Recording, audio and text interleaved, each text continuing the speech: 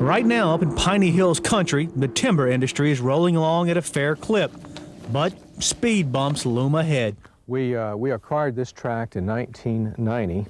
Part of the property was an open fields that had been... Paul Spillers took what was once 500 acres of hayfields and washed out gullies and converted it into this stand of 10-year-old pine trees. How could the EPA's regulations affect Spillers' operation? A landowner, before he could either plant a tree or harvest a tree or do anything timber management-wise on his property, he would have to apply to a governmental agency for a permit. The fact that you own your land does not give you the right under these proposed regulations to do what you want with your property. You have to ask the government for their permission to do whatever you would like to do with your property. That slows the process down. It reduces the options available to you as a landowner. Options like thinning. Spiller says these trees here are due for a thinning right now. That's where every third tree would be cut down and sold as pulpwood. That's done so the remaining trees can grow to a formidable size for lumber. As a private landowner, we think we know what is best for our property. So there's a clash of values, there's a clash of interests. It's private landowners versus governmental bureaucrats. Now, what's frustrating for Paul Spillers and other landowners is that they're already practicing BMPs.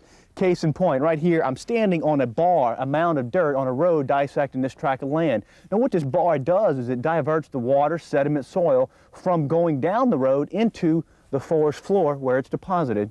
According to the Louisiana Department of Agriculture and Forestry, best management practices are already being utilized by up to 83% of Louisiana's foresters and landowners.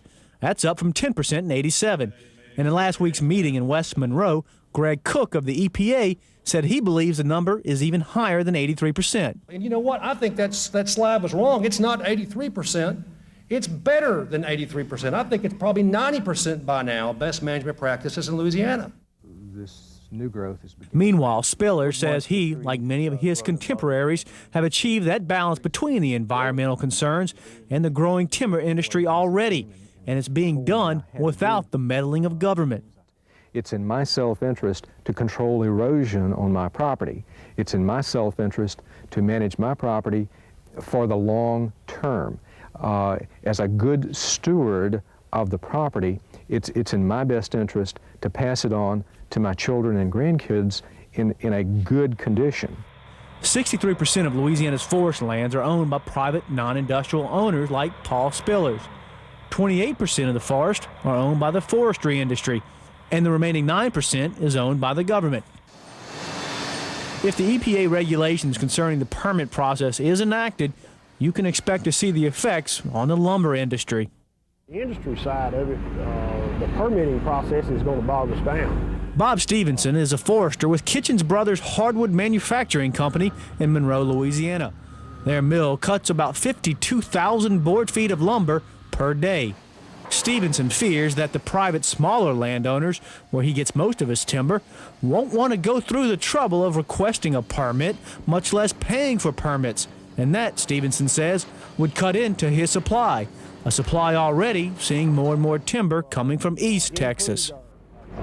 If we take a certain amount of the land in production now out of production, and at the same time the logging force shrinks, it's not going to do anything but drive our cost up. And if the mill's costs go up, you can guarantee it consumer prices go up, and that cuts into everybody's bottom line. In Ouachita Parish, I'm Bill Sherman reporting.